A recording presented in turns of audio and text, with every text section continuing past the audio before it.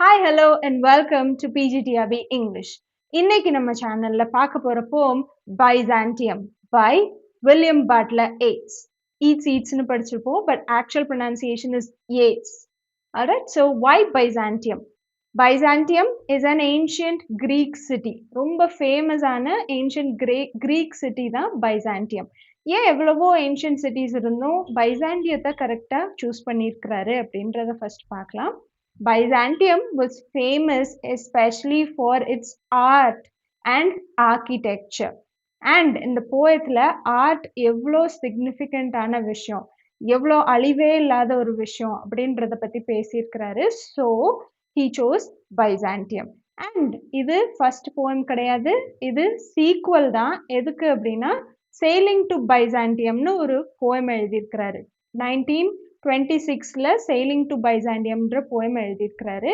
And அதோட சீக்வலாக தான் பைசாண்டியத்தை எழுதுறாரு.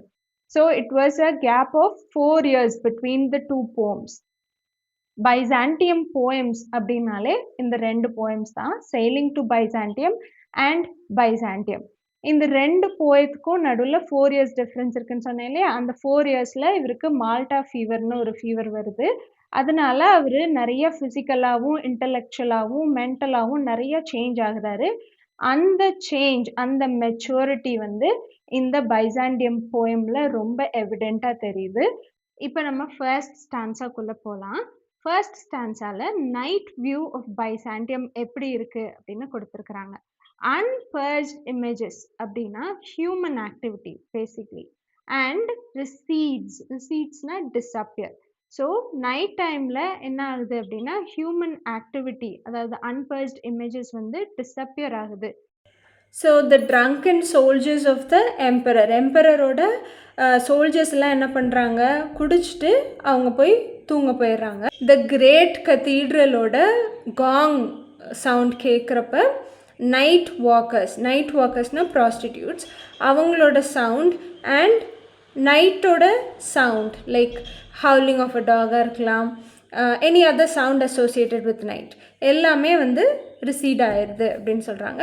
அண்ட் த கிரேட் கத்தீட்ரல்னு எதை ரெஃபர் பண்ணுறாங்க அப்படின்னா the church of Saint Sofia.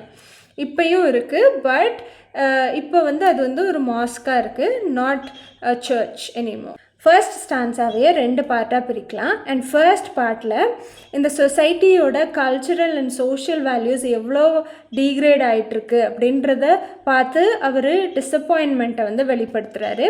And ஏட்ஸோட நிறைய போயம்ஸில் ஸ்பெஷல் தீமாக இது கண்டிப்பாக இருக்கும். செகண்ட் பார்ட்டில் ஹியூமன் லைஃப் எவ்வளோ இன்சிக்னிஃபிகண்ட்டாக இருக்குது, எவ்வளோ டெம்ப்ரரியாக இருக்குது, and most of our emotions, நம்ம ரொம்ப மெஸ்ஸியாக இருக்கிறோம், ரொம்ப இமோஷ்னல் ஆகிறோம், and most of our emotions are associated with our physical body. So இதெல்லாமே அவர் சீப்பான ஒரு விஷயமாக பார்க்குறாரு.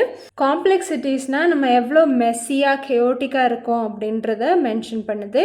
அண்ட் மயர் ஹியூமன் ஃப்ளெஷ்ஷு, பிளட்டு, அப்புறம் பேசிக்கான பயாலஜிக்கல் டிசைர்ஸ் எல்லாம் மென்ஷன் பண்ணுது. அண்ட் ஃபியூரி நம்மளோட இன்டென்ஸ் பேஷனை ரிமைண்ட் பண்ணுது. ஒரு மனுஷன் இறந்துட்டா அவ்வளோதான், அதுதான் எண்ட் ஆஃப் லைஃப்னு நினைப்போம். ஆனால் இவர் என்ன சொல்கிறாருன்னா, ஒருத்தங்க இறந்தக்கப்புறம் தான் அவங்களோட ஒரிஜினல் பிகினிங்கை. செகண்ட் ஸ்டான்ஸால் போய்ட் ஒரு விஷனை பார்க்குறாரு. அந்த விஷன் மனுஷன் மாதிரியும் இருக்குது, ஷேட் மாதிரியும் இருக்குது. அண்ட் ஃபைனலி அது கோஸ்ட்டுன்னு கன்ஃபார்ம் பண்ணுறாரு, because it floats in the air. அப்புறம் there is a reference to Hades bobbin. Hades யாருன்னா காட் ஆஃப் தி அண்டர்வேர்ல்டு, இல்லைன்னா காட் ஆஃப் த டெட் பீப்புள்னு சொல்லலாம். அவங்களோட பாபின் என்ன அப்படின்னா, bobbin loose cloth that is tight around mummies. மம்மிஃபிகேஷனுக்கு மம்மிஸை சுற்றி ஒரு துணி கட்டுவாங்க இல்லையா, அதுதான் அந்த பாபின், இல்லைன்னா மம்மி கிளாத். அந்த கிளாத் அப்படியே காற்றுல அப்படியே சுழண்டு அவரை ரீச் பண்ணுற மாதிரி ஒரு இமேஜரி கொடுத்துருக்குறாரு. அண்ட் அந்த கோஸ்ட் கிட்ட ஒரு சின்ன மாய்ஸ்சர் கூட இல்லை அப்படின்னு சொல்கிறாரு. மாய்ஸ்சரோ பிரெத்தோ இல்லை. And it is very dry mouthed. அது அவ்வளோ உயிரே இல்லாத ஒரு விஷயமா இருக்குது. அது எல்லாத்தையும் தான் இப்படி மென்ஷன் பண்ணுறாரு. அண்ட் இந்த மம்மி கிளாத்தே வந்து ஒரு பெரிய சிம்பாலிஃபிகேஷன். என்ன அப்படின்னா, நம்ம மனுஷங்க வந்து வாழ்நாள் ஃபுல்லாக நம்மளை சுற்றி ஏதாவது ஒரு பொய்யான விஷயத்த வச்சு கட்டிகிட்டே இருக்கோம். அந்த கட்டு எப்போ வந்து அவிழ்ப்பாங்க அப்படின்னா, ஆஃப்டர் டெத், நீங்கள் ஆஃப்டர் லைஃப்குள்ளே என்டர் ஆகிறப்ப மட்டும்தான் உங்களோட அந்த கட்டுகள்லாம் வந்து பிரிக்கப்படும் அப்படின்னு சொல்கிறாரு. சேம் தாட்டை வந்து இன்னொரு போயத்துலேயும் மென்ஷன் பண்ணுறாரு. ஆல் சோல்ஸ் நைட் அப்படின்ற போயத்தில் இதே சேம் தாட் வந்து மென்ஷன் பண்ணியிருக்காரு. இட் வாஸ் பப்ளிஷ்ட் இன் 1920. அப்புறம் டெட் பீப்புளை வந்து சூப்பர் ஹியூமன் லெவலுக்கு வந்து சொல்கிறாரு. ஏன் அப்படின்னா, they are free from worldly desires. இப்போ மனுஷங்க வந்து அது இதுன்னு அவ்வளோ ஆசைகள், அவ்வளோ பேஷனட்டாக இருக்கிறோம். இது எதுவுமே வந்து ஒரு கோஸ்ட்டை வந்து பைண்ட் பண்ணாது இல்லையா? ஒரு கோஸ்ட்டுக்கு இந்த வேர்ல்ட்லி டிசையர்ஸோ வேர்ல்ட்லி அஃபேர்ஸோ எதுவுமே அதுக்கு பெரிய விஷயமே இல்லை. ஸோ அதனால தான் அதை வந்து சூப்பர் ஹியூமன் அப்படின்னு வந்து சொல்கிறாரு. அண்ட் இந்த போயத்தில் ஒரு முக்கியமான பேரடாக்ஸ் இருக்குது, which is life in death and death in life அப்படின்ற பேரடாக்ஸ் தான். அந்த பேரடாக்ஸை வந்து எதுக்கு சொல்கிறாரு அப்படின்னா, to denote both human beings and the super human அல்லது கோஸ்ட். தேர்ட் ஸ்டான்ஸாவில் போய்ட் வந்து மிராக்கிள் மாதிரி ஒன்று பார்க்குறாரு. அது வேறு ஒன்றும் இல்லை, ஒரு கோல்டன் பேர்ட். அந்த கோல்டன் பேர்ட் வந்து ரொம்ப அப்படியே தத்ரூபமாக இருக்குது. அண்ட் அது ஒரு கோல்டன் பிரான்ச்சில் உட்காந்துருக்கு. It is a representation of the art and architecture of Byzantium art ஒர்க்குக்கும் ஆர்கிடெக்சருக்கும் எவ்வளோ ஃபேமஸ் அப்படின்றத ரெப்ரசன்ட் பண்ணுது இந்த கோல்டன் பேர்ட். அண்ட் இது மிராக்கிளை விட பெரிய ஒரு விஷயமா வந்து தெரியுது. அவருக்கு ரொம்ப பிரமிப்பாக இருக்குது. அண்ட் அது உட்கார்ந்துருக்கிறது எப்படி இருக்குது அப்படின்னா, ஹேட்ஸோட சிட்டியில் அது உட்காந்து கத்திகிட்டு இருக்கிற மாதிரி இருக்குது. அது க்ளோரியஸாக உட்காந்துட்ருக்கிறதுனால உண்மையான பறவைகள்லாம் வந்து ஒரு மாதிரி ஏளனமாக பார்க்குற மாதிரி வந்து ஒரு இமேஜரி சொல்லியிருக்கிறாரு. நம்மளோட ஆர்ட் ஃபார்ம் வந்து எவ்வளோ தூரத்துக்கு லாங் லாஸ்டிங்காக இருக்கோ அதே மாதிரி நம்ம ரொம்ப ரொம்ப டெம்ப்ரரியாக இருக்கிறோம். நம்மளோட லைஃப் ரொம்ப ரொம்ப டெம்ப்ரரியானது அப்படின்னு ஒரு கான்ட்ராஸ்ட் வந்து க்ரியேட் பண்ணுறாரு. And it is immune to ageing. அது வந்து ஏஜிங்லாம் ஆகாது நம்மளை மாதிரி. அதே மாதிரி நம்மளை மாதிரி பொய்யான ஒரு வாழ்க்கையை வந்து அது கண்டிப்பாக வாழாது.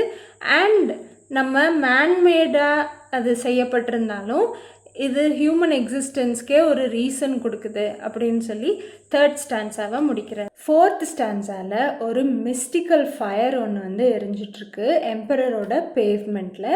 அந்த ஃபயர் என்ன ஸ்பெஷாலிட்டி அப்படின்னா, அது எந்த ஃபியூவலுமே இல்லாமல் தன்னால் எரியும். It is called self generated. தன்னாலே தோன்றி தன்னாலே எரியுது அப்படின்னு வந்து சொல்கிறாங்க. அது ஒரு விதத்தில் மிராக்குலஸ் கூட. ஏன் அப்படின்னா, ஈவன் ஸ்டார்ம்ஸ், புயல் வந்தால் கூட அதை அணைக்க முடியாதுன்னு சொல்கிறாங்க. அந்த ஃபயரை சுற்றி பிளட் பிகாட்டன் ஸ்பிரிட்ஸ்லாம் வந்து நிற்கிறாங்க. அப்புறம் அந்த இம்ப்யூரிட்டிஸ் எல்லாம் வந்து அந்த ஃபயர் வந்து எரிச்சிருது. வேர்ல்ட்லி டிசைர்ஸ் எல்லாத்தையும் அந்த ஃபயர் வந்து எரிச்சிறதாகவும், அண்ட் அந்த ஸ்பிரிட்ஸ் வந்து அந்த சந்தோஷத்தில் அந்த ட்ரான்ஸில் ஒரு டான்ஸ் ஆடுற மாதிரி, அந்த ஃபயரை சுற்றி ஒரு டான்ஸ் ஆடுற மாதிரியும் வந்து கொடுத்துருக்குறாங்க. அண்ட் என்னதான் அந்த ஃபயர் வந்து இவ்வளோ பவர்ஃபுல்லாக இருந்தாலும் அந்த ஸ்பிரிட்ஸை எந்த விதத்துலையுமே ஹார்ம் பண்ணலை அப்படின்னு வந்து சொல்கிறாங்க. அலிகாரிக்கலி இந்த ஃபயர் வந்து பைபிளில் மென்ஷன் பண்ணியிருக்கிற ஃபயர் ஆஃப் ஜட்ஜ்மெண்ட்டை குறிக்குது அப்படின்னு சொல்கிறாங்க. ஃபிஃப்த் ஸ்டான்ஸால இந்த ரிச்சுவல்லாம் முடிஞ்சு அந்த ஸ்பிரிட்ஸ் வந்து அவங்களோட எட்டர்னல் வேர்ல்டுக்கு ஆஃப்டர் லைஃப் வாழ்கிறதுக்காக போகிறாங்க. எப்படி போகிறாங்க அப்படின்னா, டால்ஃபின்ஸ் மேலே ரைட் பண்ணி போகிறாங்க. அண்ட் ஒவ்வொரு டால்ஃபின் மேலேயும் ஒரு ஸ்பிரிட் உட்காந்துருக்கு. அந்த டால்ஃபின் வந்து சீ அப்படியே கிழிச்சிட்டு வந்து போகிற மாதிரி காட்டியிருக்காங்க. அந்த சீ தான் வந்து எதை ரெப்ரசன்ட் பண்ணுது அப்படின்னா, நம்ம லைஃப், ஹியூமன் லைஃப்பை வந்து ரெப்ரசன்ட் பண்ணுது. ஏன்னா அந்த சீ வந்து ரொம்ப அலமோதிக்கிட்டு ரொம்ப கெயோட்டிக்காக இருக்குது. அது நம்மளோட ஹியூமன் லைஃப்பை தான் வந்து ரெப்ரசன்ட் பண்ணுது. அண்ட் இந்த ஸ்பிரிட்ஸ் வந்து அவ்வளோ கெயோட்டிக்காக இருக்கிற சீக்குள்ளேயும் சக்ஸஸ்ஃபுல்லாக அவங்க வந்து அவங்களோட எட்டர்னல் வேர்ல்டை ரீச் பண்ணுறாங்க. அண்ட் இதெல்லாம் வந்து யார் வந்து யாரு மேனேஜ் பண்றா? கரெக்ட்டா போங்க அப்படின்னு யார் மேனேஜ் பண்றா அப்படின்னா, எம்பரரோட கோல்டன் பிளாக் ஸ்மித்ஸ் தான் வந்து மேனேஜ் பண்றாங்க. அண்ட் அந்த சீயோட கெயோஸ வந்து டால்ஃபின்ஸ் வந்து டிஸ்டர்ப் பண்ற மாதிரியும், அண்ட் இந்த நைட்டோட சைலன்ஸ கதீட்ரலோட காங் டிஸ்டர்ப் பண்ற மாதிரியும் இந்த போயம் வந்து முடியுது. ஸோ, இப்ப இந்த போயத்தோட ஃபார்ம் அண்ட் ஸ்ட்ரக்சர் பார்க்கலாம். இது ஒரு ஃபார்மலான ரைமிங் போயம் தான். அண்ட் 5 ஸ்டான்ஸாஸ் இருக்கு. Each stanza has 8 lines. ஒவ்வொரு ஸ்டான்ஸாலயும் 8 லைன்ஸ் இருக்கு. இந்த 8 லைன்ஸ 2ஆ பிரிக்கிறாங்க. ஃபர்ஸ்ட் 4 லைன்ஸ் வந்து ரைமிங் கப்லெட்ஸாவும், லாஸ்ட் 4 லைன்ஸ் வந்து சாண்ட்விச் கப்லெட்ஸாவும் குடுத்திருக்காங்க. ரைமிங் ஸ்கீம் வந்து ஏஏ, பிபி, சிடி, டிசி. இதே பேட்டர்ன்ல இன்னும் 2 போயம்ஸ் எழுதியிருக்காரு. அது என்னன்னா, "A Prayer for My Daughter" and "In Memory of Major Robert Gregory." இந்த வீடியோ உங்களுக்கு ரொம்ப யூஸ்ஃபுல்லா இருக்கும்னு நம்புறோம். இன்னொரு வீடியோல பார்க்கலாம். தேங்க்ஸ் ஃபார் வாட்சிங்.